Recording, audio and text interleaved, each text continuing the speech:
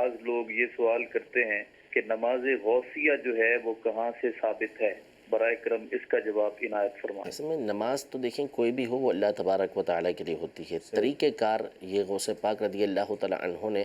حاجت کا بیان فرمایا تو اس بنیاد پر یہ نماز غوثیہ کہلاتی ہے، جیسے صلاۃ الوالدین ہوتی ہے، صلاۃ الحاجت ہوتی ہے۔ حالانکہ نماز جتنی بھی ہیں وہ اللہ تبارک و تعالیٰ ہی کے لیے پڑھی جاتی ہیں، لیکن چونکہ ایک طریقہ کار ہے کہ اس انداز میں پڑھنی ہے اور پڑھنے کے بعد اس طرح بغداد کی طرف چلنا ہے اور دعا کرنی ہے، تو اس لیے غوث پاک رضی اللہ تعالیٰ عنہ کی طرف اس کو منسوب کر دیا جاتا ہے۔ تو امام اہل سنت رحمۃ اللہ تعالیٰ علیہ نے بڑی تفصیل کے ساتھ بڑے بڑے ائمہ کے حوالے سے ان باتوں کو بیان کیا ہے۔ آپ کے 8ویں جلد کے اندر 2 رسالے ہیں، 7ویں یا 8ویں جلد کے اندر فتاوی رضویہ کی